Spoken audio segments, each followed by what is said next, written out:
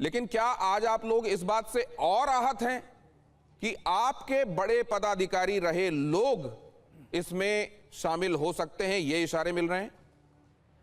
नहीं, हमें कोई इशारा नहीं मिल रहा। एसआईटी की जांच अभी बंद डिब्बे में है, हमें कोई इशारा नहीं है। हम तो केवल एक दृष्टि से कि जी एसआईटी जांच हो गई है, जो नाम आपने चिन्हित कर लिए होंगे, सारी जांच पड़ताल कर ली, कौन कौन है सबसे पूछताछ कर ली, अब तो चिन्हित हो गए होंगे, तो अब देर किस बात की है? अब जो भी हो उसके खिलाफ FIR। UEM जयपुर एक आदर्श लक्ष्य है। भावी छात्रों के लिए अच्छी नौकरी, भविष्य के लिए तैयार कौशल के साथ अच्छी शिक्षा।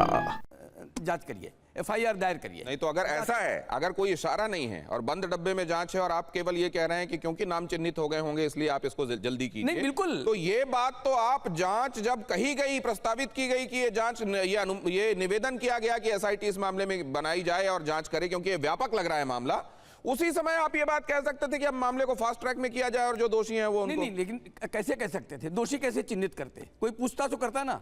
जब जांच एजेंसी ने पूछताछ करती है तो उसकी एक टेक्निक्स है। विक्रम जी बैठे हुए हैं और उन सब के पास दायरे में किसको लेना किसको नहीं लेना, हम तो सब सामाजिक लोग हैं। अगर कोई एजेंसी तो होगी जो जांच करेगी।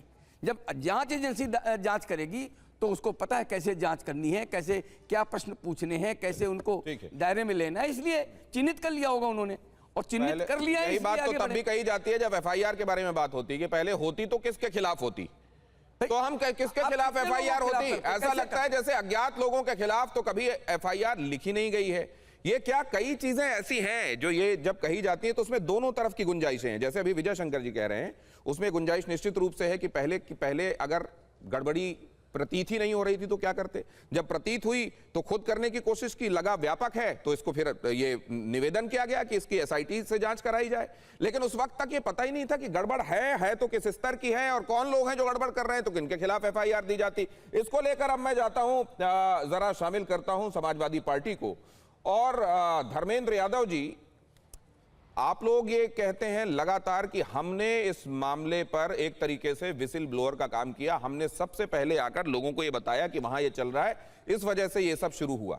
और इधर ये कहा जा रहा है दूसरी तरफ कि जब अंदर की गड़बड़ियां पता चली तो फौरन ही SIT बनाई जाए, ये निवेदन कर दिया गया। इस पर आपका क्या नजरिया है?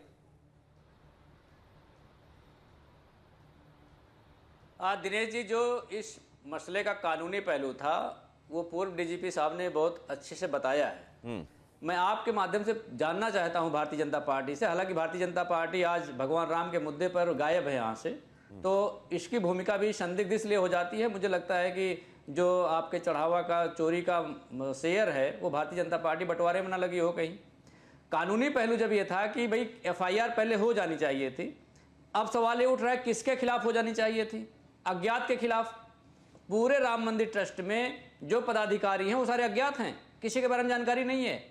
क्या सबको शामिल नहीं कर लेना चाहिए था और FIR कर देना चाहिए था? उसके बाद SIT बनानी चाहिए थी।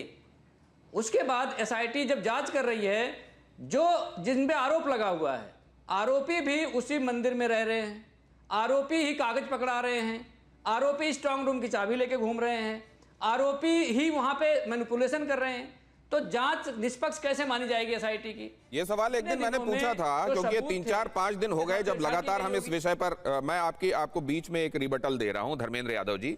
ये मैंने पूछा था पद में रहने वाली बात, तो जो जवाब मिला था वो ये मिला था कि अगर इस मामले में कोई नैतिकता के आधार पर, आज का जमाना ये हो गया है कि अगर कोई खुद पद छोड़ना भी चाहे तो शुरुआत में ही लोग ये उंगलियां उठाने लगते हैं कि देखो इन्होंने गलत किया था इसीलिए ये छोड़ के भाग रहे हैं। दिनेश जी, जिस तरीके से आप ये कह रहे हैं ना, ये इतनी सामान्य बात नहीं है। कितने करोड़ करोड़ लोग मर्यादा पुरुषोत्तम भगवान राम की आस्था से जुड़े हुए हैं, इस बात का अंदाजा भारतीय जनता पार्टी को भी नहीं है। अब इतनी छोटी बात नहीं थी, कोई सामान्य बात थी कि अगर उनका नाम आ जाएगा, इस्तीफा दे देंगे तो उनकी नैतिकता खत्म हो जाएगी। मर्यादा पुरुषोत्तम भगवान राम, जिनके मर्यादा की बात करती है भारतीय जनता पार्टी और विश्व हिंदू परिषद, मर्यादा पुरुषोत्तम भगवान राम को माता सीता के बारे में किसी तीसरे चौथे आदमी ने आके कुछ बोला था, और उस समय कोई CCTV कैमरा नहीं था, उस समय कोई वीडियो फुटेज नहीं था, उस समय कोई फोटोग्राफ्स नहीं थे, लेकिन मर्यादा पुरुषोत्तम भगवान राम के अंदर नैतिकता थी और एक आदर्श था और एक मर्यादा थी, उनका पालन किया उन्होंने। किसी से नहीं कहा कि अभी मैं सही हूं या माता सीता सही है, लेकिन उन्होंने इस समाज में और देश में उस आदर्श का पालन करा और लोगों को बताया कि मेरे आदर्श क्या हैं, और उसके आदर्श पर चलने का ढोंग करने वाली भारतीय जनता पार्टी और विश्व हिंदू परिषद एक छोटे से पद का इस्तीफा नहीं कर सकते, पद का त्याग नहीं कर सकते। जिन मर्यादा पुरुषोत्तम भगवान राम की बातें कर रहे हैं, लेकिन आप क्या ये बात मानते हैं धर्मेंद्र यादव जी? माता जी के एक कहने के सवाल बाद मैं वो आपसे ये एक भी पल के नहीं, आप लिए महत्वपूर्ण दृष्टांत दे रहे हैं।